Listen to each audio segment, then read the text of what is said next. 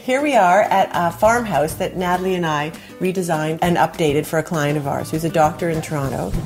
The first time we came in here, it was just very basic. I don't think there was any furniture. With orangey pine trim, shiny glossy pine trim. It was clear that nothing had really been done in a long time, and whatever had been done was sort of a DIY handyman special. There was thick DIY swirly stucco on at least the ceilings, and the master bedroom upstairs. Someone had really worked very hard in making it really, really ugly. You know, sometimes you go into a house and the bones feel really great, and it's obvious that, okay, we'll be able to do just this, this, and this, and then it'll be great. I didn't have that feeling here, to be completely honest. And then we kind of fell in love. She's a lovely old building. She's got great bones. That's sort of where we got to. You enter the main door of the farmhouse and you walk straight into this beautiful living room with carpets from Morocco that our client brought back. Our friends at Peaks and Rafters got us this fantastic sofa. Contemporary lighting we thought was kind of fun to throw in now and then, although we have the traditional antlers. And the table we sourced, so it's an antique table that came out of somebody's house. Or was it Sandy's? We did. We did. We are geniuses. With the most eclectic set of chairs you've ever seen. Chairs that Kate found at different antique shops that we then had painted all the same black color. Again, not too matchy, but chic.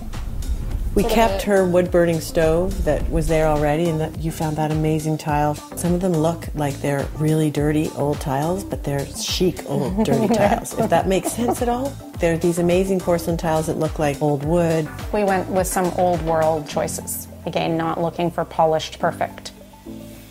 I think the kitchen for sure was the biggest difference. The original kitchen was very old and tired. The washer and dryer was originally in the kitchen. Removing the heavy upper cabinets that were there and putting in that open shelving for display just makes what's a really small room feel much more open and light. We did some very cool long drop lights that were industrial lights from the door store in Toronto. It was really important to just smarten it up and tighten it up a bit, don't you think? Yeah. Make it more efficient. And she definitely didn't say, "I'm so sorry I did the kitchen." She was thrilled. We have these custom bunk beds made, and they're fantastic. And we went with basic white bedding just to keep it light and fresh, and bought these beautiful blankets just to add a little splash of color, but again to keep the room sort of light and simple.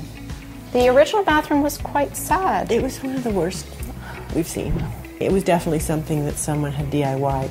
It had a window that we wanted to keep, but we reconfigured it so that it was part of the shower, which sounds kind of weird, but it's great because it looks out on the 75-acre wood.